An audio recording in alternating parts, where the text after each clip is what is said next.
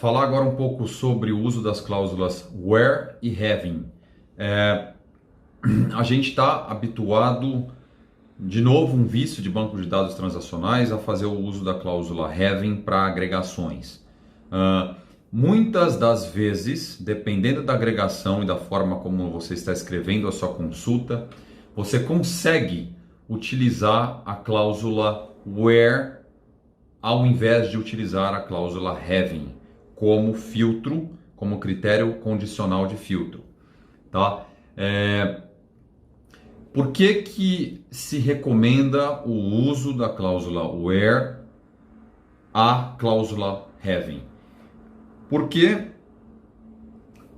existem uma ordem em que a aplicação destas cláusulas ocorrem internamente pelo BigQuery. Por via de regra, como ele funciona? Primeiro vai rolar o full scan. Depois ele vai começar a aplicar algumas regras, algumas cláusulas. Como ele funciona hoje? Primeiro ele aplica o where, depois ele aplica o having, depois vem o limit e por fim, que não está aqui, mas eu vou falar mais à frente, vem o order by. Tá? Isso sempre vai ocorrer nesta ordem. E uma das premissas de uso do BigQuery é de que quanto mais você filtra o seu resultado, melhor vai ser a sua performance, porque vai ter um conjunto de dados menor e menor será o seu custo. Então, quando você executa o where, você está realizando um filtro que ocorreria anteriormente ao filtro que ocorre através do having. Por isso é preferível que se use where ao having quando é possível. Nem sempre é possível, dependendo da consulta que se faz. Ok? Até escrevo aqui, ó. Quando possível, permite obter o mesmo resultado numa agregação. Porém, utilizando o having será mais demorado. Tá? Eu não consegui simular nada que mostrasse que fosse mais custoso também. Mas vai ser mais demorado. E performance é algo que a gente precisa considerar sempre. Eu falei no início, falando novamente. Sempre quando pensar em BigQuery, pense em performance e custo. Sempre em conjunto. Essas duas variáveis precisam estar juntas durante todo o trabalho que vocês estiverem fazendo com o BigQuery. Tá? Aqui está o que eu falei sobre os filtros. Quanto antes, melhor. Quanto antes você aplicar filtros dentro do resultado que você vai utilizar no finalmente, melhor.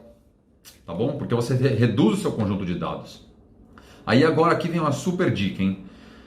A gente está super acostumado a utilizar, quando a gente coloca um where, para aplicar uma regra de string, por exemplo, para uma condição de string, a gente coloca um lower ou um upper para fazer essa condição, né? Para colocar um igual. Então, lower campo nome, né? Coluna nome, for igual a lower o nome que você quer, por exemplo. E aí então ele vai processar isso.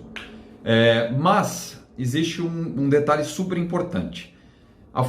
Tanto a função upper quanto lower, elas trabalham em nível de byte. Quando você está interpretando uma string, essa string está em nível de Unicode, que no BigQuery é o UTF-8. Então, quando você aplica essas funções para transformar uma string em maiúsculo ou minúsculo, primeiro ela precisa interpretar de Unicode para byte e depois ela vai fazer ela vai conseguir funcionar, tá?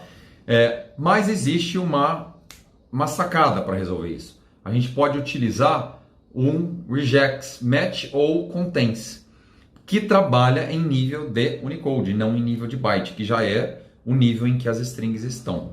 Então é super recomendada essa prática e vai te dar um ganho de desempenho muito bom, principalmente quando você fala de um conjunto de registros grande. Tá? Aqui vem um exemplo de código não otimizado e otimizado, seguindo essas regras. Tá? Então aqui eu utilizo as mesmas regras de retorno, ó, valor, ano, né? Um valor, um ano e um count aqui chamando de quantidade, nesta tabela, é a mesma consulta. Só que em uma eu estou aplicando o having, na outra eu estou aplicando o where. Tá? Perceba que